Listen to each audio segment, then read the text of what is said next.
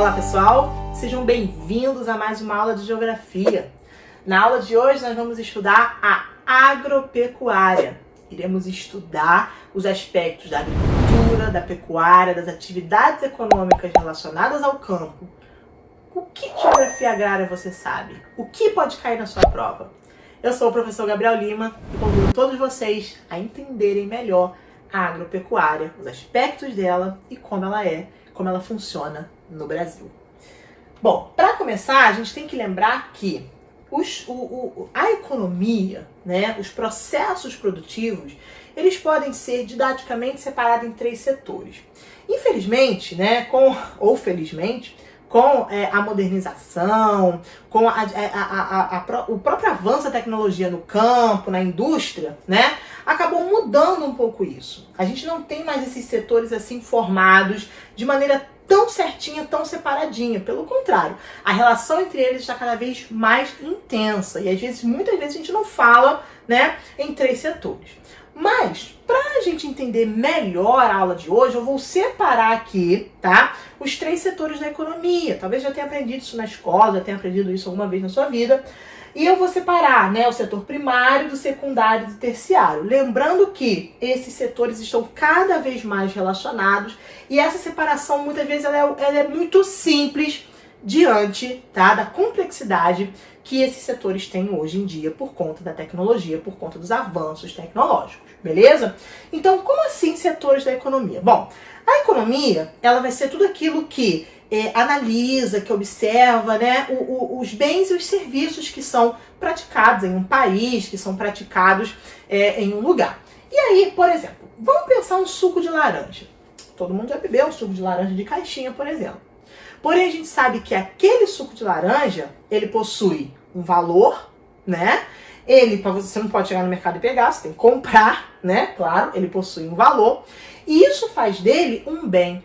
E a produção desse bem, ela passou por todo um processo, desde a extração da laranja até a sua compra no mercado. Então, o suco de laranja, ele passa por todo um processo produtivo, assim como outros bens, seja um smartphone, seja um computador, seja um carro, são bens, né, assim como um suco de laranja, que possuem um valor e que passou por todo um processo produtivo. E aí a gente vai entender os três setores da economia com base nesse suco de laranja. Por quê? Porque o suco de laranja, ele tem uma matéria-prima principal, que é a laranja. Essa laranja, ela não é criada artificialmente. Não, ela é o quê? Um produto, uma matéria-prima natural que foi plantada. Esse plantio é feito lá no setor primário, na agricultura, na agropecuária. Então, o primeiro momento ali do suco de laranja foi o quê? A formação dessa laranja, a criação, na verdade, o plantio, né, dessa laranja. Claro que, para aquele suco chegar nesse formato, precisa passar por todo um processo produtivo. Então, aquela laranja, ela vem para o setor secundário. Para quê? Para ser transformada. O setor primário, ele vai ser responsável por extrair aquela matéria-prima. O setor secundário, que é a indústria, vai transformar aquela matéria-prima. Vai transformar aquela laranja em um suco. E que vai criar, né, um mecanismo de distribuição, vai colocar em caixinhas, né, para poder conservar. Então, tudo isso vai misturar com outros ingredientes, não é uma laranja pura.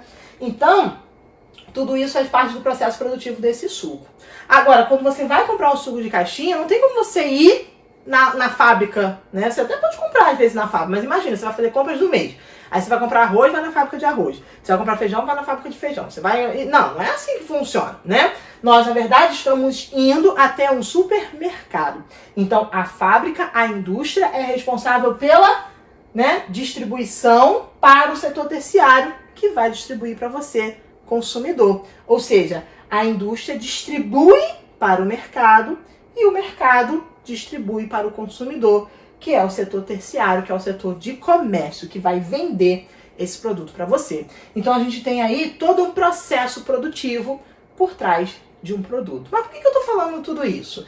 Porque a gente vai estudar, né, agora nessa aula de hoje e nas próximas aulas que vocês vão ver aí na plataforma, vão estar voltados para esses 3 setores. Mas como eu disse lá no início, esses 3 setores assim separadinhos, organizadinhos, não pode ser mais uma realidade hoje, porque, por exemplo, a gente tem muita tecnologia em todos eles que faz com que eles estejam cada vez mais relacionados um com o outro. Beleza? Tranquilo? Show!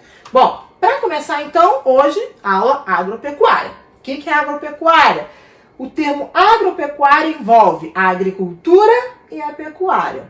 A agricultura é a atividade que tem por objetivo a cultura do solo para produzir vegetais úteis, ou seja, vão ter alguma utilidade, vão se transformar em algum produto, né? Vai ser vendido, vai ser comprado. Então a agricultura é aquela responsável pela cultura, pelo cultivo de vegetais úteis.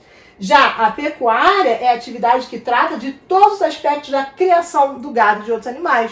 Muitas vezes um produto ele pode ter origem animal, e aí a pecuária é quem vai ser a responsável pela criação, tá, do gado, seja, né, o gado bovino, seja, né, a criação, por exemplo, de aves. Isso vai variar bastante. Tranquilo? Beleza? Então, se perguntar na sua prova, né, alguma coisa relacionada à agropecuária, você sabe que está falando ou de agricultura ou de pecuária. Bom, a agricultura ela foi sofrendo ao longo dos anos, né, algumas transformações, como eu disse lá no início da aula, sobretudo por conta da tecnologia, tá? E se antes eu tinha uma agricultura arcaica, né, com técnicas muito rudimentares, a tendência é o quê? É a agricultura se modernizar até se tornar a agricultura contemporânea que a gente tem hoje, tá? À medida que ela foi se modernizando, eu tenho novas técnicas, eu consigo ter um maior aproveitamento do solo, eu consigo ter uma maior produtividade, eu consigo ter mais capital, mais dinheiro, mais utilização das terras, porém, tende a diminuir o quê? A mão de obra.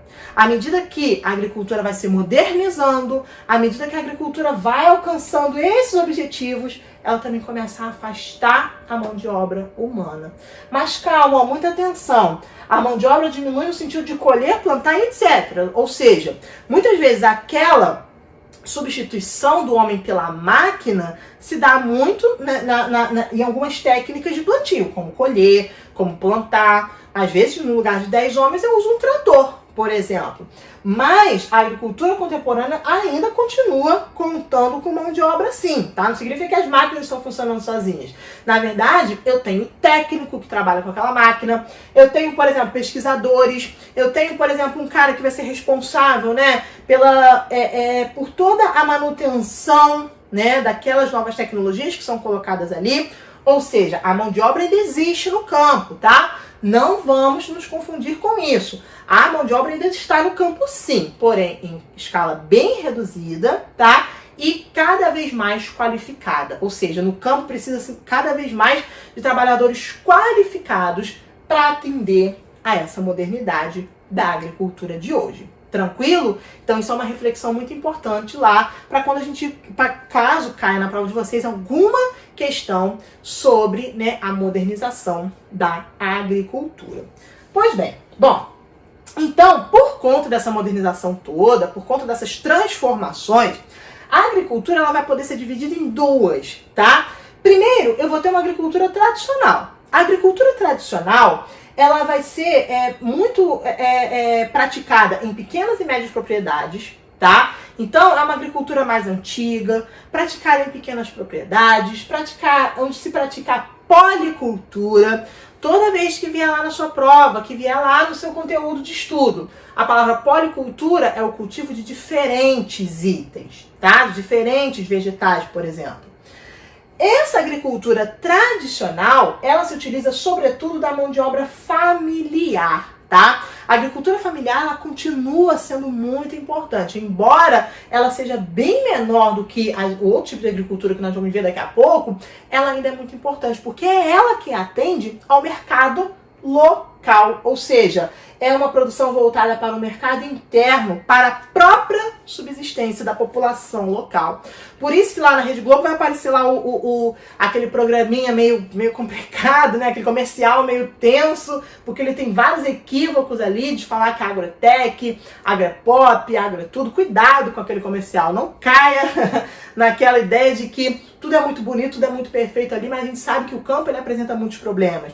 Então, quando a gente fala, lá muitas vezes aparece, né, uma exaltação da agricultura familiar. Mas a gente sabe que a agricultura familiar, embora ela seja muito importante, sobretudo porque ela abastece o mercado interno, ela falta muito investimento nela, né? As técnicas ainda são muito rudimentares, muitas vezes uma atração animal, e às vezes ela não consegue competir com os grandes produtores da agricultura moderna. A agricultura moderna, ela tem um grande investimento financeiro, tá? É aquela que vai ser utilizada com grande tecnologia. E diferente da agricultura familiar, que usa a policultura como técnica, né, de vários cultivos, a agricultura moderna, ela se dedica ao cultivo de monoculturas. Grandes áreas de soja, grandes áreas de milho, grandes áreas de café, ou seja, um único produto utilizando grandes áreas, grandes latifúndios, tá? Quando a gente fala em latifúndio, a gente está falando de grandes porções de terra, que é o inverso, né? Que é o contrário de minifúndio, quando a gente está falando de pequenas porções de terra, tá? Bom, essa agricultura, o nome já diz, né? Moderna, tecnologia avançada e métodos modernos. E ela vai se destinar tanto para a indústria, tá? É uma agricultura que vai direcionar esses produtos para a indústria, igual a gente mostrou lá no início da aula, e também para a exportação. Se a agricultura familiar ela é muito voltada para o mercado interno, né, a agricultura moderna ela vai ser voltada para o mercado externo, para a exportação. Beleza? Tranquilo? Então esses são os dois tipos de agricultura. Bom, e a pecuária? A pecuária ela também pode ser dividida, tá? Ela divide-se em pecuária de corte, quando é voltada para a produção de carne, e pecuária leiteira, voltada à produção de leite e seus derivados. E essa pecuária de corte, essa pecuária leiteira, ela pode ser praticada também de duas formas. Seja uma pecuária extensiva, tá? Que é esse caso aqui, ó, em que os animais são criados soltos, em pequenas pastagens, os animais se alimentam de grama, ela possui menores custos, porém menores rendimentos. É aquela técnica que se assemelha à agricultura familiar, que se assemelha à agricultura tradicional. A pecuária extensiva, toda vez que vier essa palavra extensiva, eu estou falando de uma técnica mais tradicional, que é diferente de uma pecuária intensiva que nós vamos ver agora, que é uma pecuária o quê? Mais moderna. A pecuária intensiva, os animais eles são confinados, eles recebem cuidados especiais, ração balanceada, vacinação, acompanhamento veterinário, né?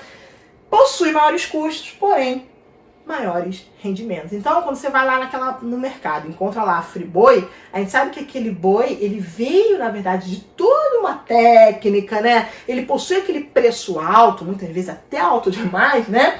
Porque é praticado, ele é formado, né? Ele é criado numa pecuária intensiva. Uma pecuária mais moderna, uma pecuária que utiliza novas técnicas para quê? Para trazer qualidade, olha as aspas aí, trazer qualidade para o consumidor, porém acaba tendo muito investimento e acaba tendo o quê? Maiores lucros, porque cobra preço muitas vezes muito altos. Beleza? Tranquilo? Então pecuária extensiva, mais tradicional. Pecuária intensiva, mais moderna, tá?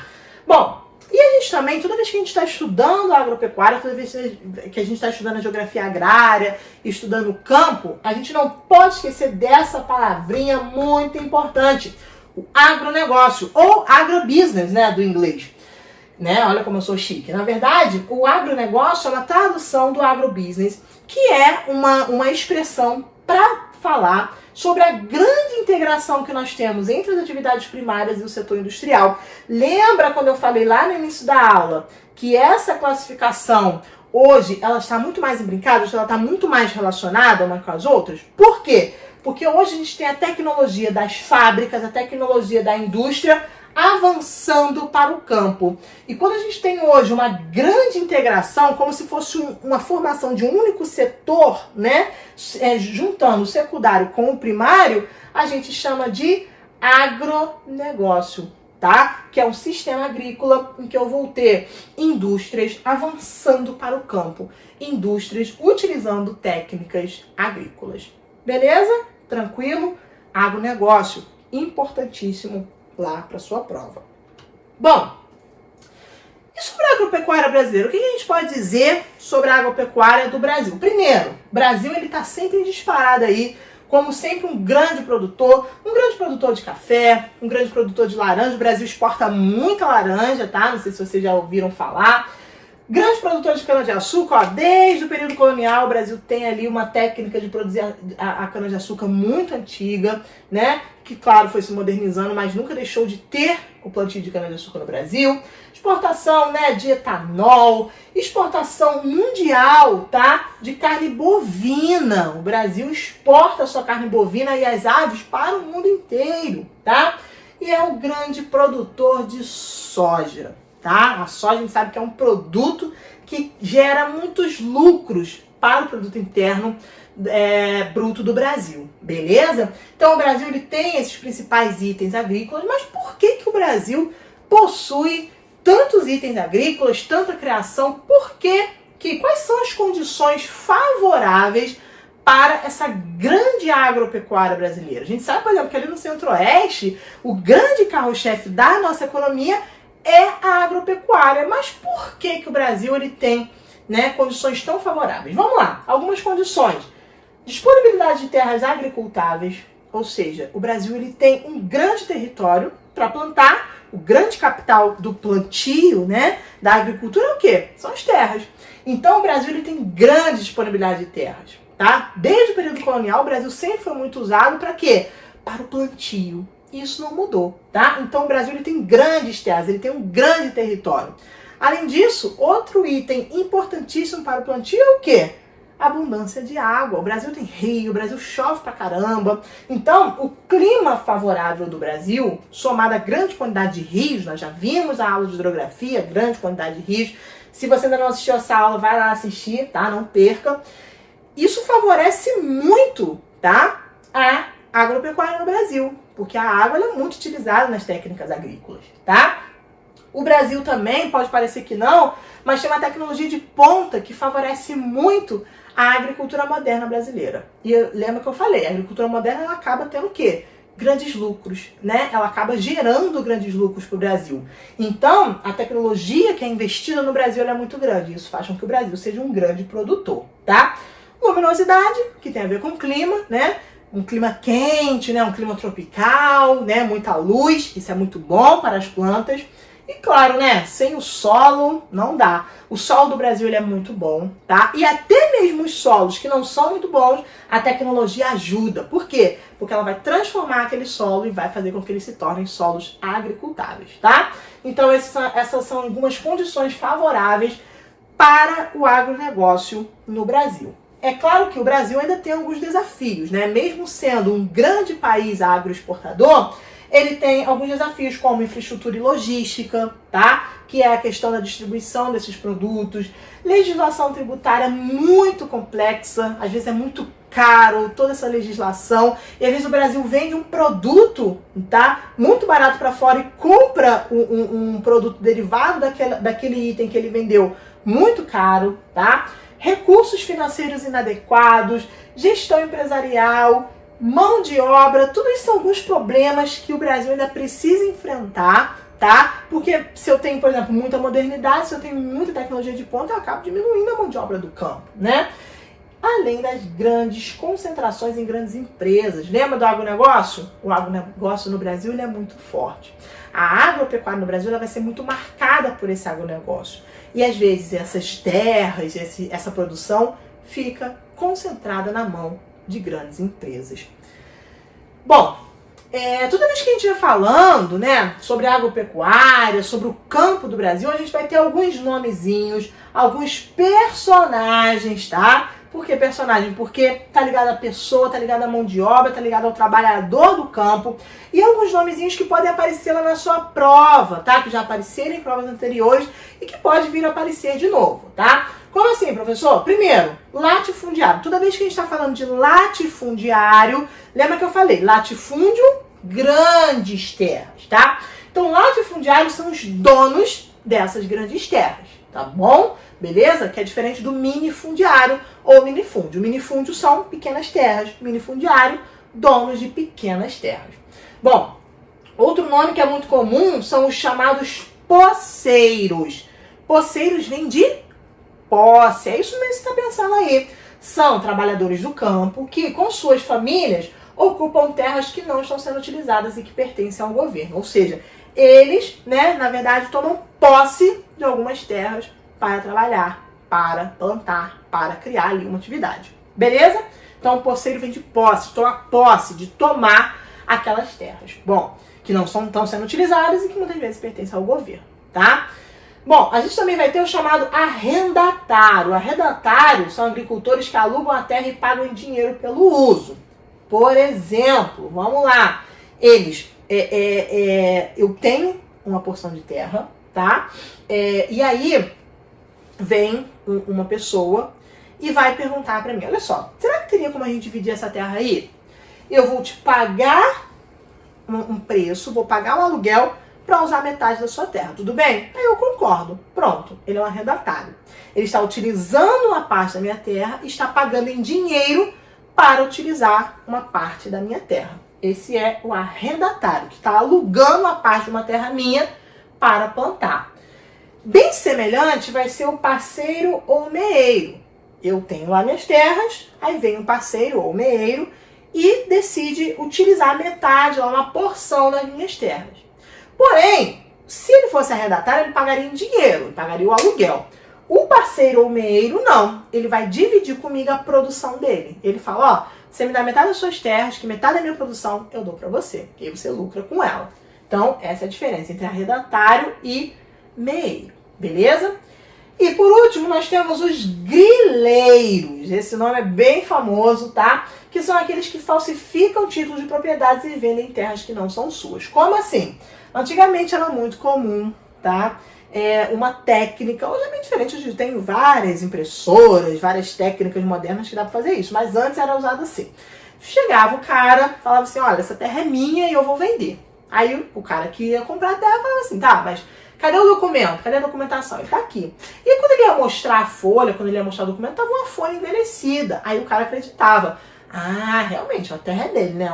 Olha o tom amarelado desse papel. Mas na verdade era um papel falso, tá? Era uma escritura falsa, que ele na verdade colocava numa gaveta cheia de grilo, e aí o grilo na verdade corroía aquele papel, e aí dava a impressão que era um papel falso. Então até hoje se utiliza esse nome para aqueles que falsificam documentos para usar e vender algumas terras. São chamados de grileiros.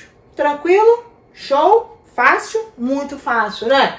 Bom, aqui a gente vê, né, um pouquinho sobre alguns itens que são plantados no Brasil, né, o gado bovino, o algodão, o feijão, as aves, a laranja, a cana-de-açúcar, e a gente acaba tendo, né, uma produção agropecuária bastante distribuída por todo o nosso território.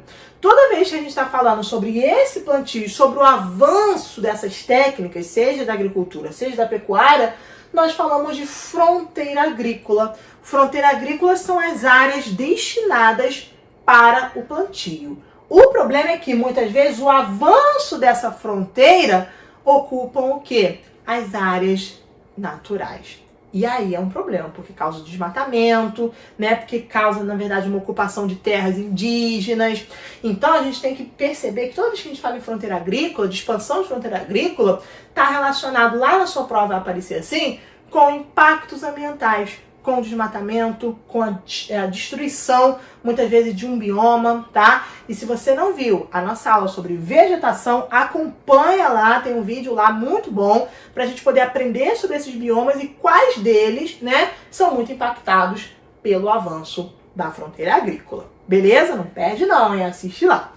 Bom, e como é que funciona, né? Eu estava falando alguns minutos antes, eu falei sobre alguns desafios, né, que o Brasil tem de enfrentar. O Brasil, ele é um país de grandes terras, um Brasil que tem condições favoráveis para o plantio, porém, quais são, né, ou melhor, como são distribuídas essas terras? A gente sabe que as terras do Brasil, né, desde o período colonial, ela sempre foi dos ricos, ela sempre foi de uma elite. E isso não mudou, tá? Hoje não. Então como é que funciona a estrutura fundiária do Brasil? Toda vez que a gente fala de estrutura fundiária, a gente está falando de distribuição de terras. Como essas terras do Brasil elas estão distribuídas? Pois é, essa charge de estudo, né? Aqui eu tenho um homem sozinho, com muita grana, e ele observa ali do outro lado uma pequena porção de terra cheia de gente. E aí ele fala assim, eu não vejo problema nenhum com o tamanho da minha terra. Em compensação, esses aqui estão lutando. É um movimento social dos sem terras, né? Que tentam lutar por um pedaço de terra. A gente vê que tem terras aqui que não estão sendo utilizadas, mas muitas vezes pertencem ao governo, ou muitas vezes pertencem a grandes donos, né? A ricos, a empresas, que na verdade seguram aquela terra e nem permite com que alguém plante ali.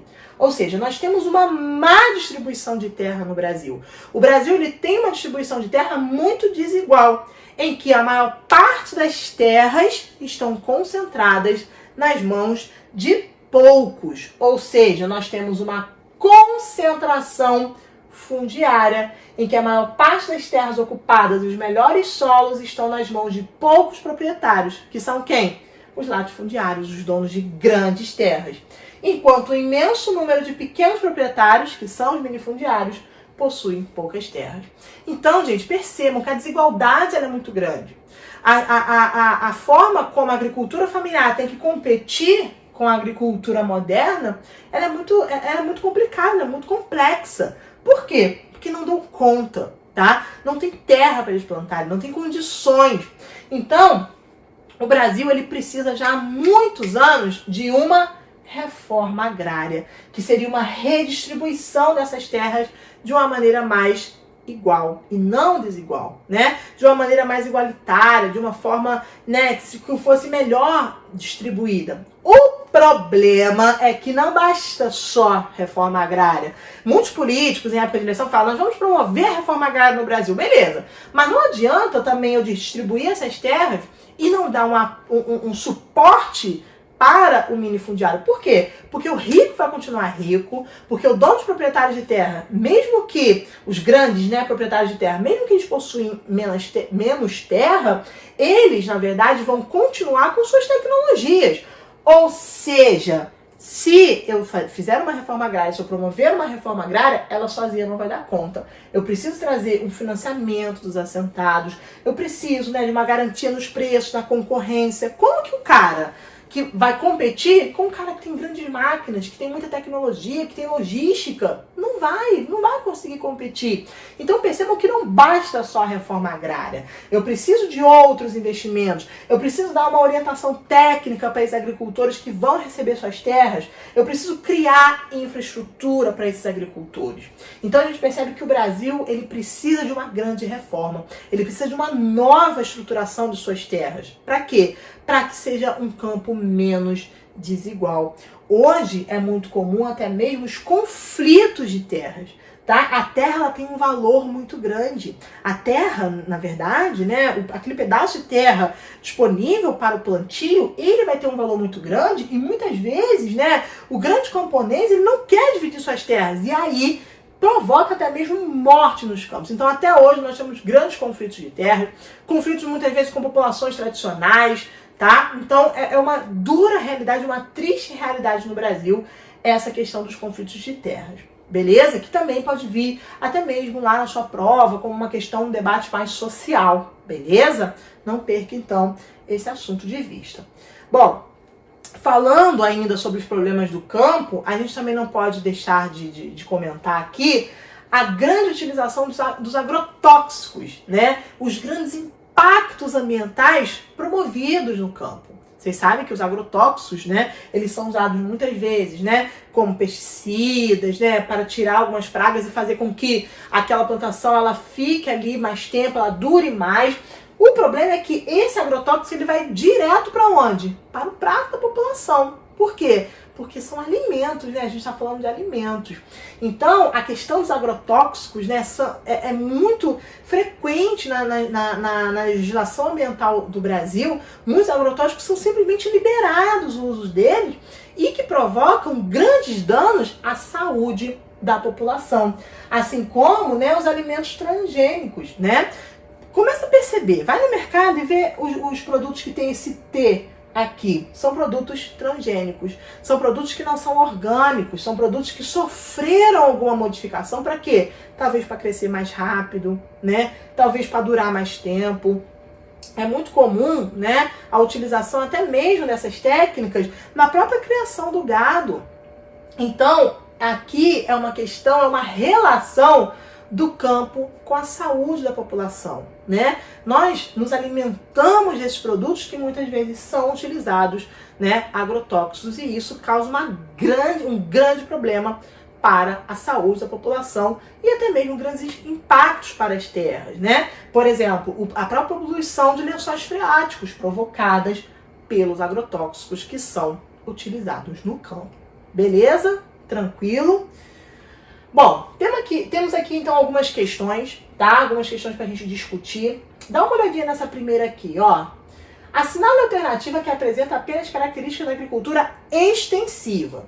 Toda vez que a gente falar a palavra extensiva, a gente está falando de técnicas tradicionais. Então, a agricultura tradicional também pode ser chamada de agricultura extensiva. Vamos lá, letra A. Corresponde à prática agrícola com alta produtividade, que utiliza mão de obra qualificada e grande emprego de tecnologia? Não sei, hein? Vamos ver. B. A rotação de cultura e uso excessivo de fertilizantes e insumos para aumentar a produção? Estamos falando de técnicas modernas ou técnicas tradicionais? C. Produção voltada para o mercado interno. A mão de obra é rudimentar e pouco qualificada. E aí? Moderno isso ou tradicional? Intensivo ou extensivo? É comum o esgotamento do solo por causa do uso permanente. E aí? Qual letra você marca? A, B, C ou D? Correta, letra C. Se a gente está falando de agricultura ou pecuária extensiva, a gente está falando de técnicas rudimentares, de técnicas tradicionais. Beleza? Fácil essa, hein? Olha a questão de número 2. Quanto aos trabalhadores do campo, os poceiros são ocupantes de terra. Lembra? Poceiros vem de posse. E aí, quem são os poceiros? Ó, letra A, terras devolutas ou propriedades inexploradas. B, de outros, ocupantes de terras de outros mediante o pagamento de uma renda em dinheiro. Os poceiros são ocupantes de terra, letra C, de outros mediante o pagamento de uma renda em produto. Letra D, os poceiros são ocupantes de terra das quais são proprietários formais, tem documentação, tudo direitinho. Ou os poceiros são ocupantes de terras pertencentes ao governo federal e que não são exploradas mediante contratos com o Ministério da Agricultura. Os poceiros, eles têm algum contrato com o Ministério da Agricultura? Eles têm algum contrato formal? Tem documentos oficiais para ocupar aquelas terras? Será que eles possuem eles pagam, né, para utilizar aquela terra? Os poceiros, eles pagam, né, em dinheiro, em produto? E aí? A, B, C, D ou E? Letra A. Eles ocupam terras devolutas, terras que não estão sendo utilizadas e propriedades inexploradas do governo para plantar ali. Então, letra A de amor. Beleza? Tranquilo? A de agricultura, né? Bom, o meeiro, então agora a gente está falando sobre o meeiro. Lembra? Poceiro, meeiro, arredantário. O meeiro constitui no Brasil um tipo característico de trabalhador rural. Letra A, de cuja terra é coproprietário, ou seja, parte da terra é dele, que entrega ao proprietário metade do que produziu, ou seja, ele utiliza a terra e dá metade do que ele produziu. C, que recebe em pagamento metade dos lucros do proprietário. Ele recebe um pagamento com metade dos lucros do proprietário daquela terra. D, que recebe em pagamento metade do salário pago na região. ou E, que paga ao proprietário metade do aluguel da terra ocupada. E aí? O meeiro, fácil, né? A gente viu a diferença entre arrendatário e meeiro. E o meeiro é quem?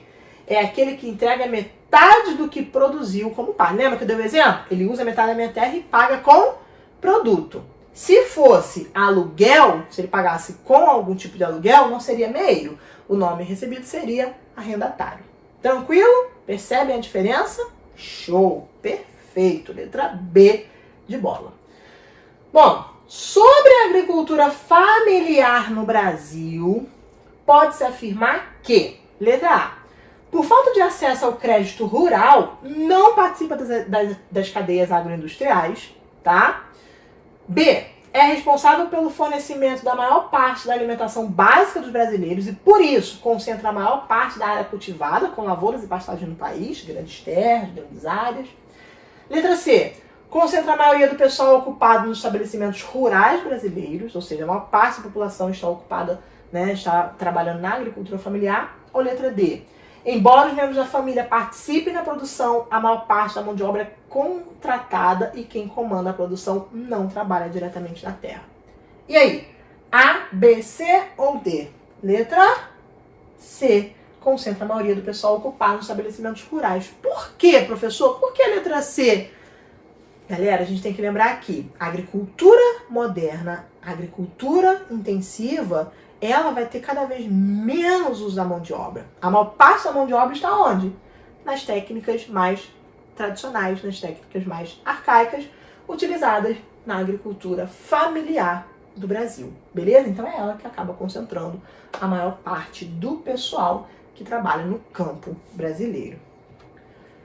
Olha essa daqui, questão grande, hein? Essa tem até um textinho ali, ó, tirado da revista Globo Rural. Boa essa questão, tá?